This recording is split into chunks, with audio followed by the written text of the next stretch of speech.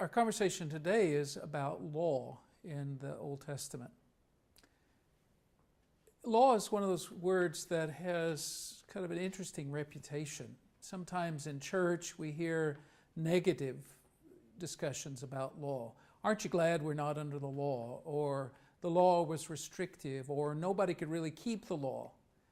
Now, there might be some truth to all of that, but I think not very much, actually. Law is a way that human societies for thousands of years have had of regulating our lives together. You know, if we were all angels, we wouldn't need a law. If we were all mere animals, we wouldn't be able to follow one. But as human beings, we need ways to negotiate our relationships with each other. We need to codify our moral understandings and have ways of enforcing them when they're violated in serious ways. And that's why we have law. Now, codes of law, or collections of law that try to pull together the main commitments of a society, actually go back several thousand years, back to the end of the third millennium BC, a little before 2000 BC. So a little before 2000, we get the law code of Ur-Nammu, the king of Ur, of the Ur-3 dynasty. Or a little later, the code of Lipit-Ishtar, or the Assyrian codes of the middle of the second millennium. And most famously, the code of Hammurabi, who lived in the 18th century BC and was king of Babylon. Actually, Hammurabi was a famous ruler who people tried to associate themselves with for more than 1,000 years. And his code exists in several copies, probably the most famous of which is that beautiful black stone monument from Susa. Now, Hammurabi, at the beginning of his code, says, I want to tell you why I gave this collection of laws. It's not just a bunch of rules. It's not even all the laws there are. There must have been many others, because it only covers certain aspects of life.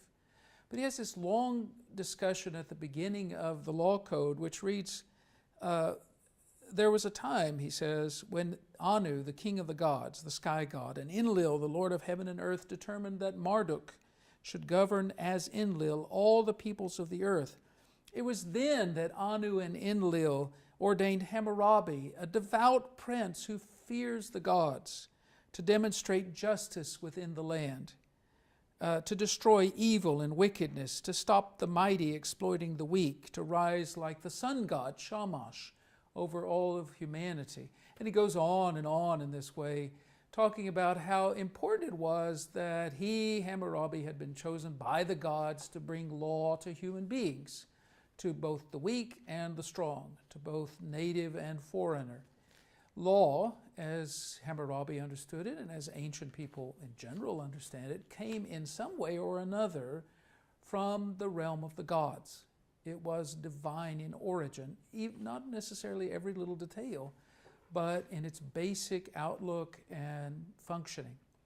And law was mediated through kingship. The job of the king was to create, sustain, enforce, and support the law. Now, that last part is different from Israel.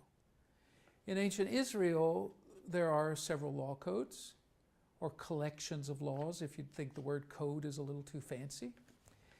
And those collections connect the law to God. So you remember, for example, at the beginning of the Ten Commandments in both Exodus 20 and in Deuteronomy chapter 5, the statement is made that Yahweh, the God of Israel, gives the law in the Ten Commandments to Israel because he was the one who had freed them from slavery. He's the one who had liberated them from Egyptian bondage. And therefore, he was giving them the law. He had the right to give them the law as their liberator.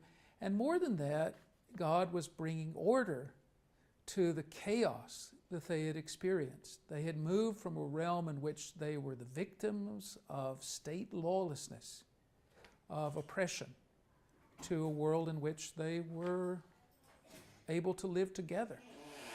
And it's interesting that the Ten Commandments then state things that are very basic to human flourishing.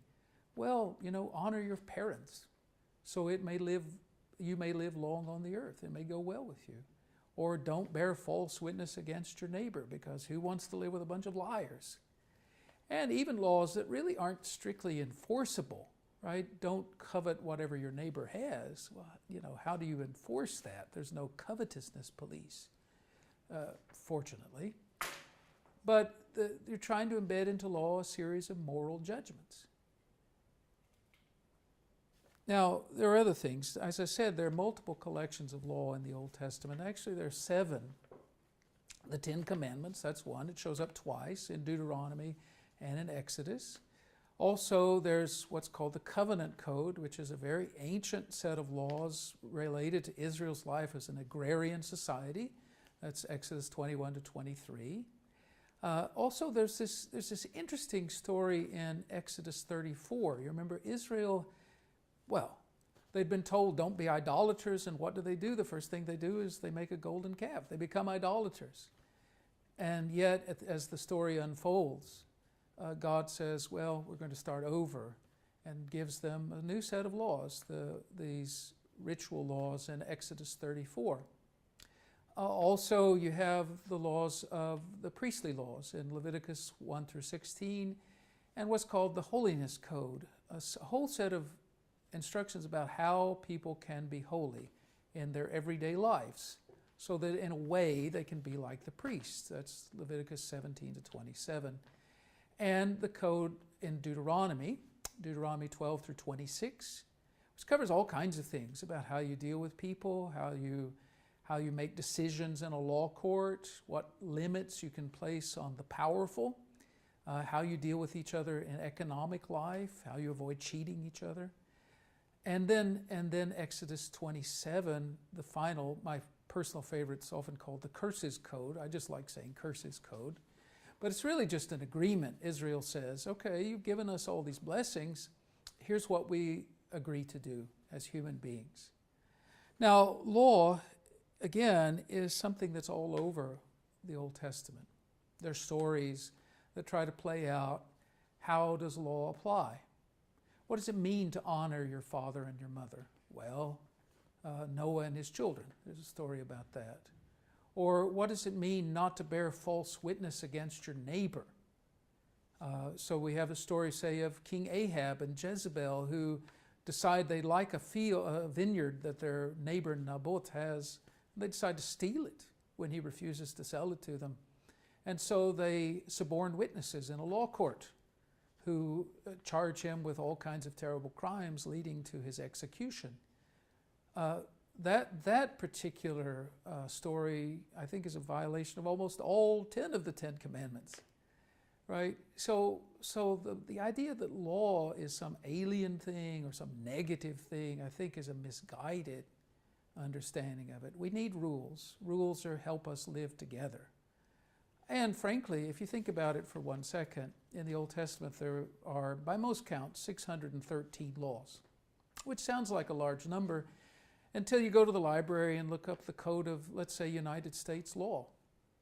613 doesn't even get you out of the first volume, out of several hundred volumes. So I think we'd have to rethink a lot of the things we think about law in the Old Testament. Thanks for listening.